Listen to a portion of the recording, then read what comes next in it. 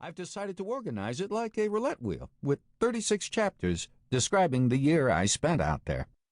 Out there, in this case, being a euphemism for anywhere where I could get away from the unrelenting heartache caused by my wife suddenly stabbing me in the back. I'm also going to include 2 extra chapters to represent the 2 numbers added over time to Pascal's roulette wheel, 0 and 00. 0 and 00 are sneaky bastards.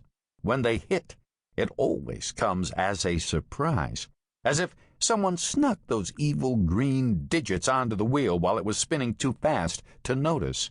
And when they hit, it usually leads to that brutal nut punch I mentioned earlier. The 3 sections of this book will each focus on one of the locations in which I spent the year in question, desperately trying to get my head and heart together after my wife had so enthusiastically poured battery acid over both of them. From the pubs of Ireland to the casinos of Las Vegas to the hedonistic pleasure palaces of Thailand, I learned a great deal during my 12 months of isolation, degradation, depredation, inebriation, confabulation, masturbation, consternation, and elation. One of the most important lessons that I learned was not to fear the zeros. Yes, they're unfair. And yes, they reduce the odds of winning and add to the house's already hefty advantage. But they also make things fun. The great victories in life are never sure things. Anyone can beat up a toddler, especially if he's napping. But when Buster Douglas dropped Mike Tyson that cold February night in Tokyo, he made history. He also paid out at 42-1. I am a simple man. I believe in only a few things, but I learned these things the hard way, so I believe in them absolutely. I don't consider myself a spiritual person. Either I've been too busy to think about that stuff, or it just felt stupid to do so. But I'll tell you one thing that I really do believe. If you listen to the roulette wheel, it will talk to you. And sometimes it will even whisper what number's about to hit.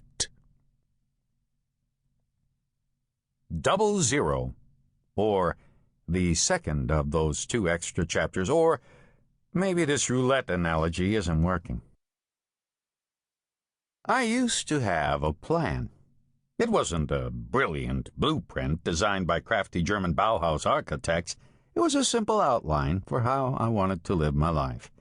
And without wanting to sound boastful, I think that it was a solid plan.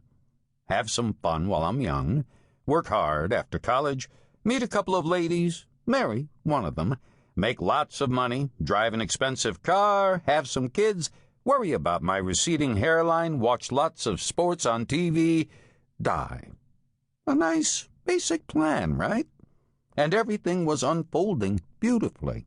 I was in the middle of step 6, blissfully unaware of the shitstorm that was heading my way when the bottom fell out. Of my marriage, that is. The expensive car held up nicely. To be totally honest, there were problems with my plan even before my wife shoved a nuclear bomb down the pants of our life together. I might have spent too much time at the office. I probably could have met a few more ladies before marrying one of them. I definitely should have put my foot down about all the pasta-making courses, ballet recitals, and poetry readings she made me go to. And regular viewings of Shakespeare in the Park turned out not to solve the problems that already existed in my life. I really did love that car, though. I'm pretty much through with planning now. See, I used to think of myself as just another guy watching that white ball bounce around, hoping it would land on my number. I felt that I wasn't in control of what was happening in my life, and that made me nervous and anxious. But I've come to realize that I'm not some wide-eyed, hopeful, bellied up to the bays, watching helplessly as a random white ball decides my fate. I now know that I'm not fully in control of what will happen to me, nor will I ever be.